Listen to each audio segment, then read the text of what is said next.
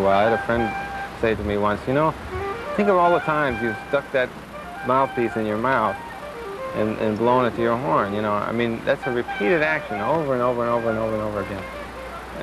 And every time we do it, you know, you put it in and you say something. It becomes more and more refined. It turns into a meditation. It's a funny thing.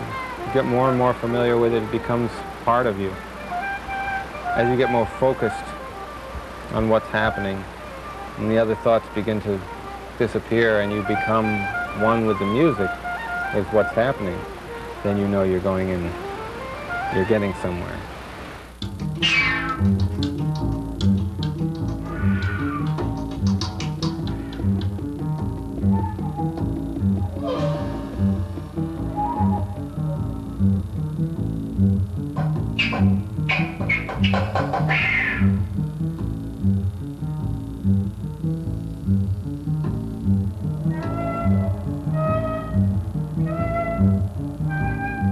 Wherever the cutting edge of jazz might be, Thomas Chapin is there, and some of the time, a little beyond.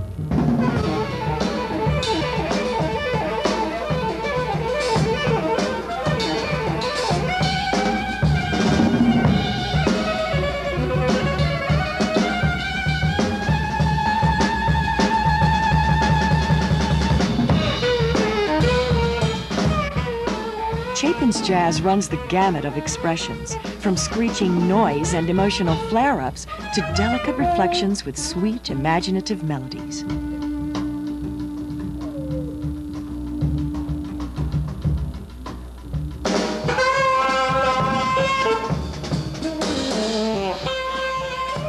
Always packed with energy, his compositions abound with what in jazz lingo is called outness, wild improvisations that fiercely push the boundaries of the lyrical.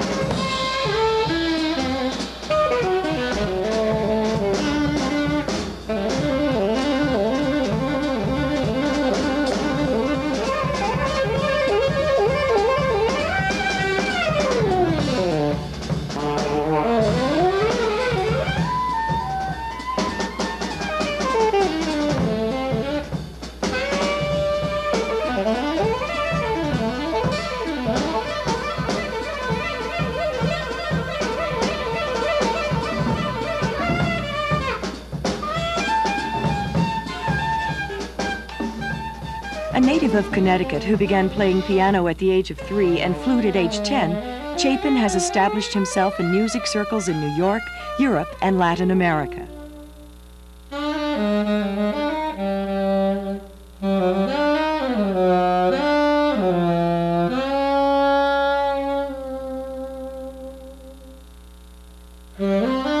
Deep at the soul of Chapin's music are the aesthetics of jazz mystics and spiritual poets like Thelonious Monk, John Coltrane, and Ronald Kirk, who Chapin considers to be the shamans or medicine men of music.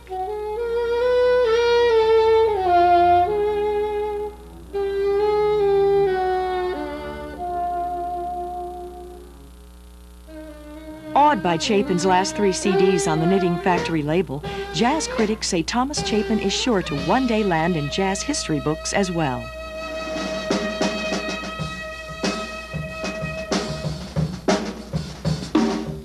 For those who know nothing or very little of jazz, Chapin describes his art form this way.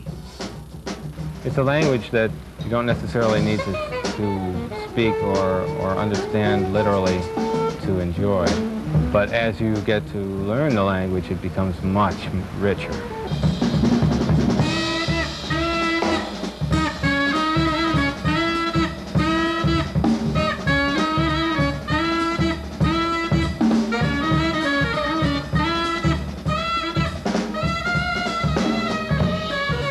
And how does one listen to jazz that sometimes, to the uninitiated, sounds like noise? I think whatever way you can. You either like it, the first impression is that you like it or you don't like it. Whatever your reasons are, don't matter. So, and eventually you explore that world and it expands for you. You know, say you see something with your mind that you say, ah, that's very interesting. That's very interesting. That's interesting. You know, so your mind is saying this, okay? But then another person may go and say, oh, wow, that's just, I don't know what you were doing, but it was just, you know. Or it could be a combination. I think the best thing is that it's really a combination. You know, I think with jazz especially, it's music for the head and the heart and the body. You know, because it can move you, and it can also make you feel, and it can make you think. And not a lot of music can do that.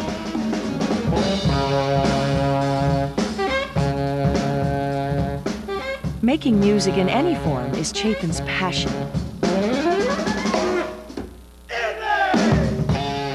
A collector of all sorts of musical instruments and noisemakers from all over the world, he's a great improviser when it comes to tapping into anything that makes music, even the wind.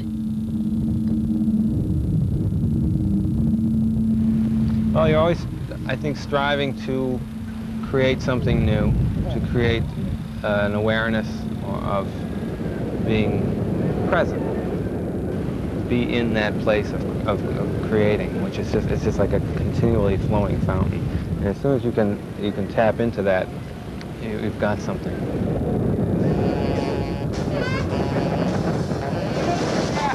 That's it.